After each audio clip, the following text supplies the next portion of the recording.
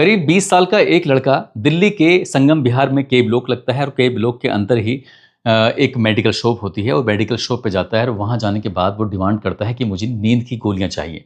जैसे ही उस मेडिकल वाले ने ये बात सुनी, वो सुनकर एकदम से आश्चर्य में पड़ जाता है। वो कहता है कि तुम्हारी उम्र अभी 20 साल के आसपास है और तुम्हें नींद की गोलियों की ज़रूरत पड़ रही है। आखिरकार क्या दिक्कत है, क्या परेशानी है? तब उस लड़के ने कहा कि मुझे ज़रूरी चाहिए। जब वो ज़रूर बात करने लगता है कि उसे बहुत इमरजेंसी है, अर्जेंट है, तब उस मेडिकल वाले ने साफ मना कर दिया। उसने कहा जब तक डॉक्टर लिख कर नहीं देगा, कोई पर्चा तुम लेके नहीं आओगे, तब तक तुम्हें नींद की गोलियां नहीं मिलेंगी। जब उस मेडिकल वाले ने साफ साफ इनकार कर दिया, तब वो लड़का जो होता है थोड़ा परेशान हो जाता है, मायूस हो जाता है और मायूस होने के बाद उस मेडिकल वाले से कहता है कि भैया, मेरी एक गर्लफ्रेंड है और वो शादीशुदा है और मैं अपनी गर्लफ्रेंड से मिलने के लिए जाना चाहता हूँ। गर्लफ्रेंड ने कहा है कि अगर तुम नींद की गोलियां लाकर दे दोगे तो मैं अपनी पति को दे दूंगी, उसके बाद पति नींद में हो जाएगा और तुम मुझसे मिलने के लिए आराम से आ सकते हो। जैसे ही उस मेडिकल वाले ने ये बात सुनी, उसे लग तो बड़ा अटपटा रहा था, लेकिन शायद उसने ये गोलियां उसको दे देता है और जैसे गोलियां दे दी जाती हैं तो उसके बाद वो लड़का गोली लेकर सीधा अपने गर्लफ्रेंड के पास पहुंच जाता है और गर्लफ्रेंड जो है वो अपने पति को नींद की गोलियां दे देती है। पति आराम से सो जाता है और दरवाज़ा खुलता है।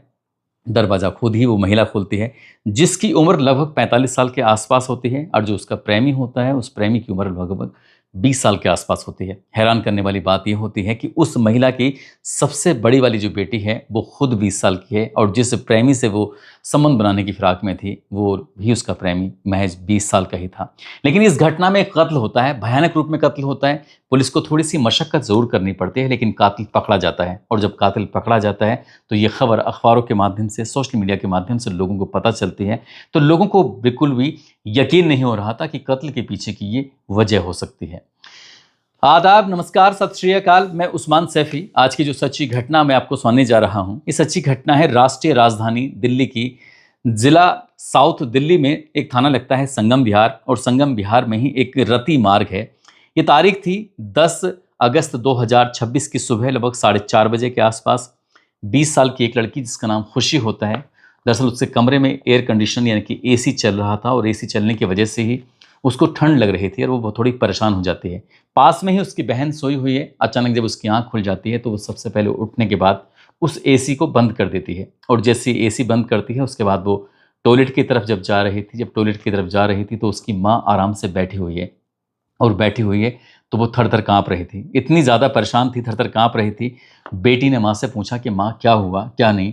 तो माँ काँप भी रही है, उसको पसीने भी आ रहे हैं और वो अजीब सी घबराहट में थी। तभी बेटी अपनी माँ के पास बैठ जाती है, बार बार उससे एक ही सवाल कर रही थी, माँ तुम्हें हुआ क्या है, तुम इतनी परेशान क्यों हो और तुम क्यों काँप रही हो? वो कहती है कि मुझे अजीब सी घबराहट हो रही है, तेरा भैया वापस लौट कर नहीं आया है, लगता है तेरे भैया को कुछ ना कुछ हो गया है। दरअसल इस घर में 2 बेटियां हैं और बेटियों से छोटा एक बेटा है जो कि कावड़ यात्रा पर गया हुआ है, कावड़ लेने के लिए गया हुआ है। तभी जब माँ घबराई हुई थी तो बेटी ने कहा कि चिंता बिल्कुल भी मत करो, मैं भैया को कॉल कर रही हूँ। वो भैया को एक के बाद एक 5 कॉल करती है, लेकिन 5 कॉल करने के बाद भी भैया का कोई रेस्पॉन्स नहीं आता है, कोई जवाब नहीं आता है।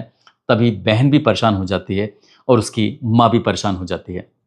इसी बीच में उस महिला ने कहा कि किसी रिश्तेदार का नाम लिया कि उनको बुला दो या आसपास के किसी की बुला दो।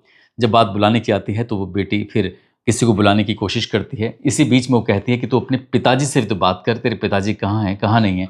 वो अपने पापा को कमरे में ढूंढती है, पापा कमरे में नहीं मिलते हैं। तभी दरवाज़ा खोला जाता है और दरवाज़ा खोलने के बाद जैसे ही वो बेटी अभी घर से 4 कदम ही रखे थे, तभी उसके पिताजी बेसुध हालत में ज़मीन पर पड़े हुए थे।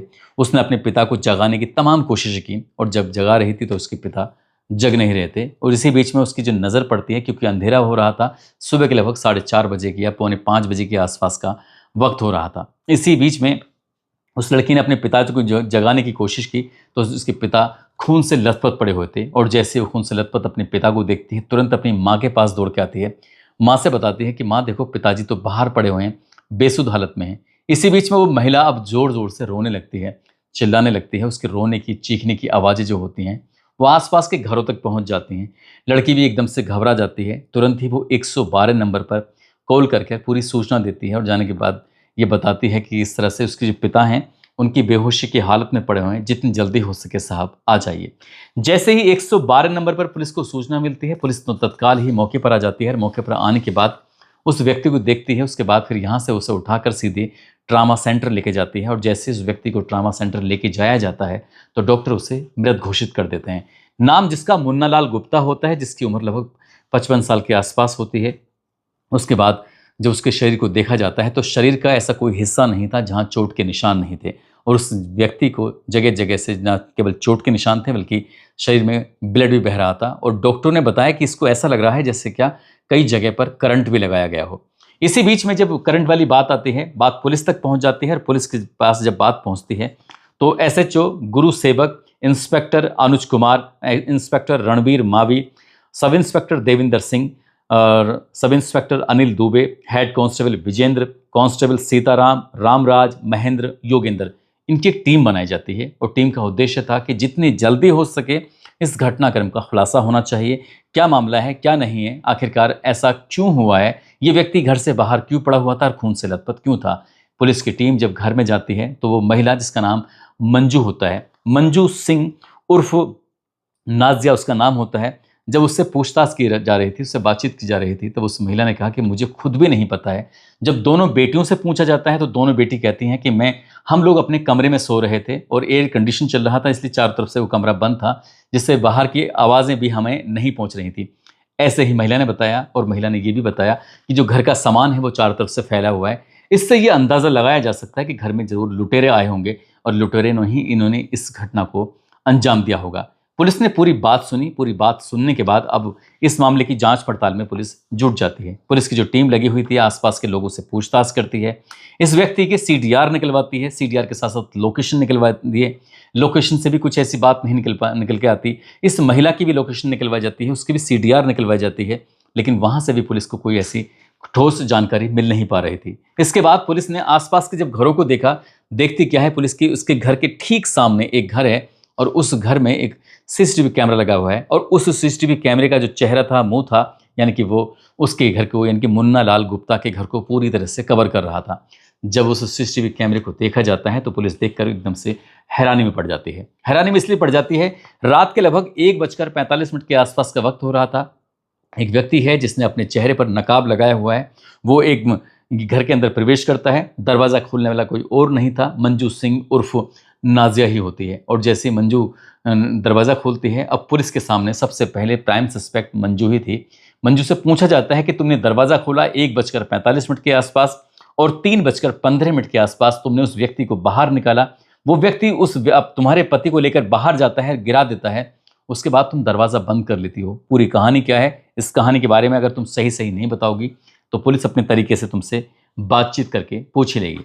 मंजू उर्फ नाजिया जो होती है, फिर वो पुलिस के सामने तोते की तरह पढ़ना शुरू कर देती है, बोलना शुरू कर देती है और पूरी कहानी बताती है। वो कहती है, साहब करीब करीब 22 साल पहले मुन्नालाल गुप्ता से नाजिया नाम की इस महिला की शादी होती है, प्रेम विवाह होता है। प्रेम विवाह से भले ही घर वाले, परिवार वाले ना खुश थे, लेकिन ये दोनों एक दूसरे से बेइंतहा खुश थे। और इसके बाद फिर ये महिला जब नाजिया के रूप में आई थी, लेकिन मंजू बन जाती है और मंजू बन जाती है तो ये मुन्नालाल गुप्ता के साथ खुशहाल ज़िंदगी जी रही थी। सबसे पहले एक बेटी पैदा होती है जिसका नाम खुशी रखा जाता है, फिर एक और बेटी पैदा होती है और तीसरे नंबर पर फिर बेटा पैदा होता है। ज़िंदगी में सब कुछ ठीक ठाक चल रहा था, लेकिन वक्त के साथ इनके बीच में कुछ दरारें पैदा होने लगती हैं, कहासुनी होने लगती है, मारपिटाई भी होने लगती है और छोटी छोटी बातों को लेकर जैसे पति और पत्नी के बीच में विवाद होता है तो कुछ इस तरह के विवाद भी होने लगते हैं। हालांकि जो इसका पति है वो लेंटर तोड़ने का काम करता है, साथ ही वो प्रॉपर्टी डीलर का भी काम करता है और घर में पैसों को लेकर कोई तंगी नहीं, कोई दिक्कत नहीं। लेकिन इस महिला ने बताया कि सिर्फ पैसे बाकी सबके लिए तो थे, बाकी सबके लिए सुख सुविधाएं तो थीं, लेकिन पत्नी के लिए सुख सुविधाएं नहीं थी। यदि वो पैसे की डिमांड करती थी, उसके साथ मारपीट होती थी, बेवजह मारपीट, घरेलू हिंसा होती थी। उसका आर्थिक रूप से चाहे शोषण हो या फिर शारीरिक रूप से शोषण हो, जब देखो तब और तो और उसका अपमान हर बात बात पर होता था। इसलिए उसके अंदर अपने पति के प्रति लगातार गुस्सा पल रहा था और गुस्सा पलने की वजह से, हालांकि पति और पत्नी के उम्र में 10 साल का अंतर होता है, लेकिन पति और पत्नी के बीच में बच्चे पैदा होने के बाद लगातार दूरियां बढ़ती चली जाती हैं। वो एक दूसरे से कभी महीनों महीनों में भी मुलाकातें होती थीं और इसलिए शायद उनके अंदर इतना प्यार भी नहीं बचा था। लेकिन एक लड़का जो कि पड़ोस में रहता है और मैकेनिक का वो काम करता है, मैकेनिक की दुकान पर रहता है, पड़ोस में ही वो दुकान होती है। इस महिला की नज़र उस लड़के पर पड़ जाती है जिसकी उम्र लगभग 20 साल के आसपास होती है। तभी इस महिला ने उस लड़के को देखा, उस लड़के ने भी इस महिला को देखा और देखने के बाद इन दोनों में बातचीत का सिलसिला शुरू हो जाता है। बातचीत का सिलसिला शुरू हो जाता है। ऐसा भी दावा किया जाता है कि इस महिला ने अपने जो बेटा होता है, जो 2 बेटियों से छोटा होता है, उससे भी जानकारी बढ़ा दी, उससे भी उसकी दोस्ती करा दी थी। लेकिन इस महिला की उससे नज़दीकियाँ बढ़ जाती हैं, दोनों के बीच में अवैध संबंध स्थापित हो जाते हैं और जैसे अवैध संबंध होते हैं तो शायद ये बात उसके पति को भी पता चल गई थी और जैसी बात ये पति को पता चलती है तो पति इस बात पर भी नाराज़ होने लगता है और घर में कहासुनी होने लगती है, मार पिटाई होने लगती है। करीब करीब 6 महीने से ये सब चल रहा था और ये सब जब चल रहा था तो ज़्यादा स्थितियाँ बिगड़ने लगती हैं, ख़राब होने लगती हैं। आखिरकार इस महिला ने अपने इस प्रेमी से कहा, जो उससे लगभग 25 साल छोटा होता है, जिसकी उम्र लगभग 20 साल के आसपास होती है, नाम जिसका चमन होता है। चमन से कहा जाता है कि यदि तुम मुझे पूरी तरह से अपनी ज़िंदगी में अपनाना चाहते हो तो तुम्हें काम करना पड़ेगा, तुम्हें मेरे लिए एक कुछ नींद की गोली लानी पड़ेंगी और इसके बदले में मैं तुम्हें 5 लाख रुपए भी दूंगी। यानी कि वो उसके साथ अवैध संबंधों में तो था ही, लेकिन उसके लिए अब बड़ा ऑफर मिल गया। 5 लाख रुपए की जब उसे पेशकश की जाती है तो एकदम से वो खुश हो जाता है और जब खुश हो जाता है तो उसने कहा, बताइए मुझे क्या करना होगा। नींद की गोलियों का जब इंतजाम करने वाली बात थी तो उसने अपने दोस्त का सहारा लिया, दोस्त को मेडिकल स्टोर पर भेजा, उससे दवाई मंगवाई, उसने जो भी कहानी बताई होगी मेडिकल स्टोर वाले को, उसके बाद फिर दवाई मिल जाती है। वो अपनी प्रेमिका को 9 अगस्त 2026 की शाम को दे देता है और जब ये दवाइयाँ दे देता है तो उसके बाद फिर उसको इशारा दिया जाता है। रात में लगभग 60 बार से ज़्यादा इन दोनों के बीच में आपस में कम्युनिकेशन हुआ था, बातचीत हुई थी और बातचीत के माध्यम से पता चलता है कि दोनों कितने करीब हैं। आखिरकार रात लगभग 1:45 के आसपास जो चमन होता है प्रेमी, घर के अंदर प्रवेश करता है और जैसे ही घर के अंदर प्रवेश करता है तो उसके बाद जैसा जैसा उसको बताया जा रहा था, चमन फिर वैसा ही करना शुरू कर देता है। सबसे पहले इन्होंने इस मुन्ना लाल जो गुप्ता होता है, इसको करंट लगाया और जैसे करंट लगाया जाता है तो एकदम से वो उठ जाता है, यानी कि उसकी नींद टूट जाती है। हालांकि वो नींद के नशे में था, गोलियों के नशे में था और गोलियों के नशे की होने की वजह से वो ज़्यादा विरोध करने की स्थिति में नहीं था। इससे पहले कि वो चीखता चिल्लाता कुछ कर पाता, पत्नी ने एक डंडा उठाया और बहुत तेजी के साथ सर में मार दिया और जैसे डंडा सर में मारा तो वो एकदम से खून से लथपथ होना शुरू हो जाता है। इसके बाद तकिया उठाया जाता है, तकिया उठाने के बाद उसके चेहरे पे लगाकर, ताकि वो चीख ना सके, ताकि वो चिल्ला ना सके। कभी करंट दिया जा रहा था तो कभी तकिए से मुंह दबाया जा रहा था तो कभी डंडे से मारा जा रहा था। उसको लगातार यातनाएं दी जा रही थी और लगभग आधा पौन घंटे तक ऐसा ही उसके साथ होता चला जाता है। उसके बाद जब उसे इत्मीनान हो जाता है कि ये मर चुका है, इसके बाद लगभग रात 3:15 पर वो अपने प्रेमी को इस घर से निकालती है और प्रेमी उसको घर से लेकर सीधा बाहर जाके गिरा देता है। चुपचाप वहाँ से आराम से निकल जाता है। घर में मंजू उर्फ नाजिया बसती है और जब उसने नाजिया ने अपने घर के जो सामान था इधर उधर से फेंकना शुरू कर दिया और इसी बीच में वो बैठ जाती है। शायद उसको एहसास हो रहा था, बैठे बैठे काँप रही थी कि आखिरकार उसने ऐसा क्यों कर दिया। तभी 4:30 बजे के आसपास उसकी बेटी की आँख खुलती है। बेटी अपनी माँ को देखती है। उसके बाद ये पूरी कहानी लोगों के सामने आ जाती है। बेटियों को बिल्कुल भी यकीन नहीं हो रहा था कि माँ ने ही इस घटनाक्रम को अंजाम दिलाया है, लेकिन जब उसको सीसीटीवी कैमरे दिखाए जाते हैं बेटियों को और जब माँ ही दरवाज़ा खोल रही है, माँ ही दरवाज़ा बंद कर रही है, तब बेटियों को यकीन हो रहा था कि आखिरकार माँ ने ऐसा क्यों किया। अब दोनों बेटियां और एक बेटा ये बेसहारा हो गए हैं। जो इनके दादा दादी हैं वो मर चुके हैं, बाकी परिवार के लोग दूर दराज रहते हैं। कैसे इनकी परवरिश होगी, कैसे इनकी शादी होगी, कैसे इनकी आगे की ज़िंदगी गुजरेगी, आप इस बात से अंदाज़ा लगा सकते हैं। पिता रहा नहीं है, माँ सलाखों के पीछे ज़िंदगी गुजारेगी। माँ ने जितने भी अपराध किया था वो सारे अपराध को स्वीकार कर लेती है, एक्सेप्ट कर लेती है। पुलिस उसको गिरफ्तार करने के बाद जेल भेज देती है। चमन को भी जेल भेज देती है। चमन को अपने यहाँ पर शरण देने वाला एक लड़का होता है जिसका नाम किशन होता है। किशन को भी पुलिस गिरफ्तार करती है। गिरफ्तार करने के बाद उसको भी जेल भेज देती है। दोस्तों, इस घटना ने लोगों को सोचने पर मजबूर कर दिया कि एक रिश्ता जो 22 साल तक ठीक ठाक चलता रहा, 2 बेटियां होती हैं, एक बेटा होता है, सब कुछ ठीक चल रहा था और इस महिला को ऐसी क्या सूझी कि अपने से 25 साल छोटे लड़के से ये प्रेम संबंध में आ जाती है। उसके बाद उसी से ही अपने पति का कत्ल करवा देती है। दोस्तों, इस पूरे घटनाक्रम को सुनाने का उद्देश्य किसी को परेशान करना नहीं है, किसी का दिल दुखाना नहीं है, बल्कि आपको जागरूक करना है, आपको सचेत करना है। आदित्य राठौर हैं, आज इनका जन्मदिन है। इनको जन्मदिन की ढेरों सारी शुभकामनाएं, बहुत बहुत मुबारकबाद। और कुछ लोगों ने नाम लेने की अपील की है। मध्य प्रदेश के देवास के रहने वाले हैं मुर्तज़ा अली सैफ़ी, अमरोहा के रहने वाले हैं रितेश सैनी, जयपुर से कायम सिंह हैं, इमरान अंसारी, दिल्ली से जावेर मीर हैं, रायबरेली से श्रवण मौर्य, उत्तर प्रदेश से मोनिका ठाकुर, केरल से विनोद राठौर, केरल से नीलम राठौर हैं, ब्राउन ननकार सिद्धार्थनगर से मजहर हुसैन हैं, सिसबा गणेशपुर बलरामपुर से आसिफ खान हैं, अबू हुरैरा, अब्दुल्ला लतीफ़ जो कि मालेगांव के रहने वाले हैं। इन लोगों ने नाम लेने की अपील की थी। आप सब लोग अपना ख्याल रखें, सुरक्षित रहें। जय हिंद, जय भारत।